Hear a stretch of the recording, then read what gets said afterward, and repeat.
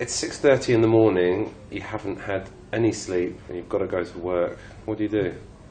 So if you have difficulty sleeping at night time, it can be a really tough thought having to go into work the next day. But there's a few things that you can do to make it a little bit easier and also to make yourself more productive.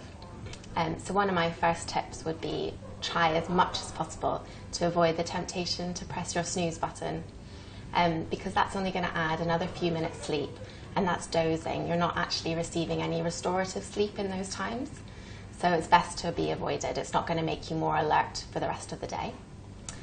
Secondly, make sure you're hydrated. Often when we wake up in the mornings, it's a really good idea to have a glass of water and eat something as well. There's evidence to suggest that if you have breakfast within the first hour of waking up in the morning, that helps with your mental functioning. So for example, your memory and concentration and your thinking skills. Is it a bad idea to have a coffee as soon as you wake up? So coffee is a really good question.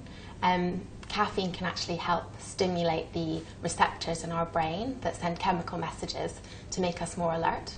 But at the same time, there's a maximum amount that we should have, and scientists say it's about 400 milligrams. So that's the equivalent to about 4 cups of coffee throughout the day.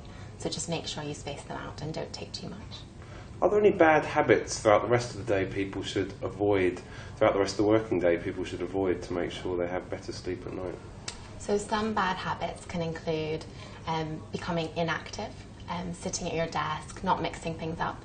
It's a really good idea to get away from your desk, move around. The second thing would be lifestyle factors. So you mentioned before about coffee. It's really important that you're not drinking too much caffeine, especially late at night. And alcohol is another one. It can help you get off to sleep in the short term, but it affects the architecture of your sleep overnight. So it can mean that you have an interrupted sleep where you wake up during the course of the night. So when I was at the sleep centre, we often saw people who suffered from problems with their sleep for a long, long time. In the early stages, it can make you quite irritable. Obviously, it makes you tired, but over a long period of time, that can really build up and actually have significant health consequences. So it can affect your mood, and there's also evidence to suggest it can affect your weight and your blood pressure. So it's really important to try and get your sleep sorted out as early as possible. It's not the case that everyone needs 7 to 8 hours of sleep per night. It's a very individual thing, and if you're getting to sleep quite late and only having a limited number of hours, it shouldn't necessarily stress you out that that's a bad thing. It could be that your body is able to function on that amount.